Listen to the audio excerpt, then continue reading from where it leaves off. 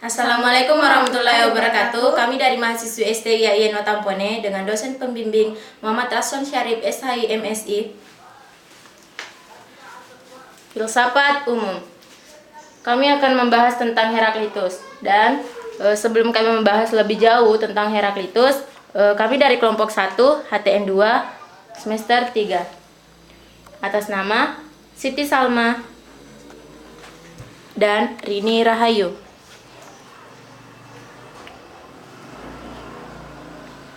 Biografi Heraklitus.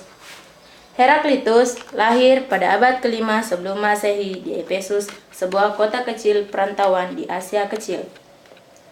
Beliau wafat pada tahun 880 sebelum Masehi. Disebutkan bahwa Heraklitus berasal dari keluarga terhormat dan tidak banyak informasi mengenai riwayat hidupnya karena kebanyakan hanya fiksi belaka.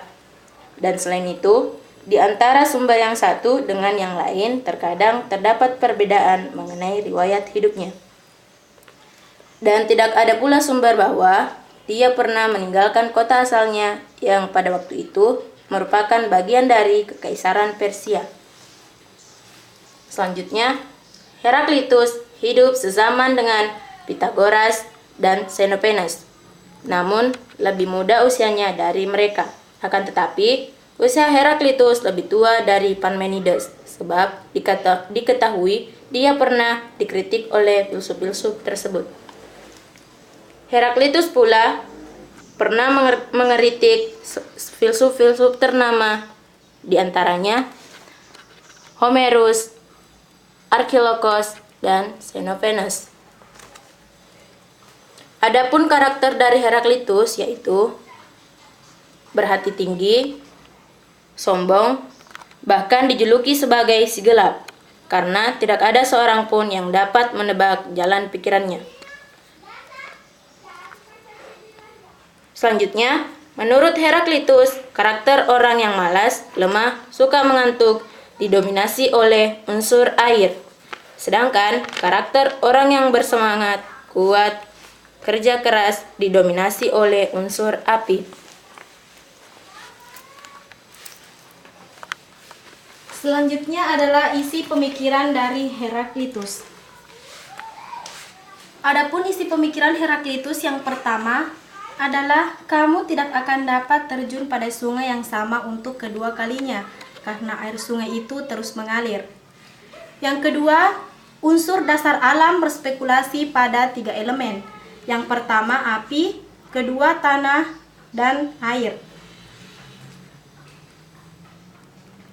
Ditekankannya bahwa api sebagai elemen utama memodifikasi kedua unsur yang lain, tanah dan air. Api adalah asal dari semua, dari apilah segalanya menjadi ada. Benda adalah hasil transformasi dari api.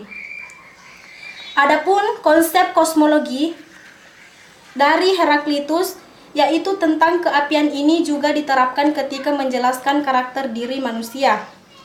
Diungkapkan pula konsep kosmologinya yang kedua, yaitu bahwa harmoni alam semesta ini adalah hasil keseimbangan interaksi dari pasangan yang tampaknya berlawanan.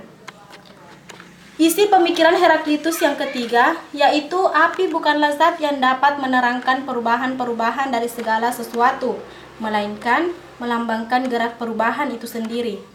Api senantiasa akan mengubah apa saja yang dibakarnya menjadi abu dan asap.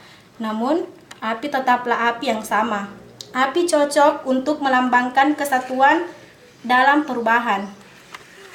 Isi pemikiran Heraklitus yang paling terkenal adalah tentang Pantarai Kei Udenmensi, yang artinya segala sesuatunya mengalir bagaikan arus sungai dan tidak satu orang pun yang dapat masuk ke sungai yang sama 2 kali.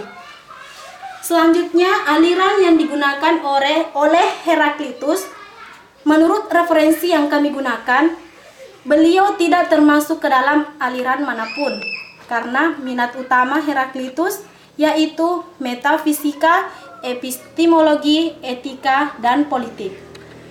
Adapun orang-orang yang mempengaruhi Heraklitus, yang pertama adalah Parmenides, Plato, Hegel, Aristoteles, Heidegger, dan Karl Popper. Selanjutnya, kesimpulan dari kelompok kami yang pertama, Heraklitus adalah seorang filsuf yang tidak tergolong mazhab manapun. Di dalam tulisannya, ia justru mengkritik dan mencela para filsuf dari tokoh-tokoh terkenal dan berbalik dari ajaran filsafat umum pada zamannya. Tetapi, dia pun dipengaruhi oleh filsuf-filsuf tersebut. Heraklitus diketahui menulis satu buku, namun telah hilang. Yang tersimpan hingga kini hanya 130 fenomena yang terdiri dari pepatah-pepatah pendek yang seringkali tidak jelas artinya. Adapun kesan dari kelompok kami yaitu kecerdasan dan kepintaran seseorang hanya bisa diukur dengan bagaimana manusia itu menerapkan di dalam kehidupannya dan orang-orang yang ada di sekitarnya. Karena setinggi apapun ilmu yang Anda miliki, jika tidak diamalkan untuk orang lain, maka ilmu tersebut tidak ada gunanya.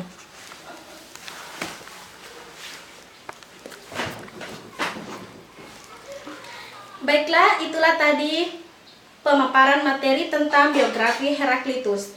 Semoga bermanfaat untuk kita semua. Akhir kata, Assalamualaikum warahmatullahi wabarakatuh.